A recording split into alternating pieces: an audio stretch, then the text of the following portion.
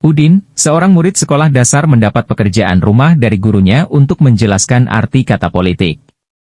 Karena belum memahaminya, ia kemudian bertanya pada ayahnya.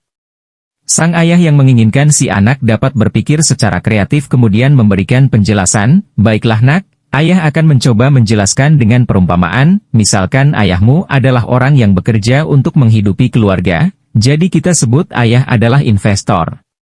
Ibumu adalah pengatur keuangan, jadi kita menyebutnya pemerintah.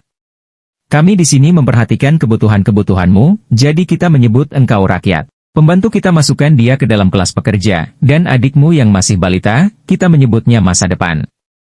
Sekarang pikirkan hal itu dan lihat apakah penjelasan ayah ini bisa kau pahami?" Udin kemudian pergi ke tempat tidur sambil memikirkan apa yang dikatakan ayahnya. Pada tengah malam, Udin terbangun karena mendengar adik bayinya menangis. Ia melihat adik bayinya mengompol. Lalu ia menuju kamar tidur orang tuanya dan mendapatkan ibunya sedang tidur nyenyak. Karena tidak ingin membangunkan ibunya, maka ia pergi ke kamar pembantu. Karena pintu terkunci, maka ia kemudian mengintip melalui lubang kunci dan melihat ayahnya berada di tempat tidur bersama pembantunya. Akhirnya ia menyerah dan kembali ke tempat tidur, sambil berkata dalam hati bahwa ia sudah mengerti arti politik. Pagi harinya, sebelum berangkat ke sekolah ia mengerjakan tugas yang diberikan oleh gurunya dan menulis pada buku tugasnya.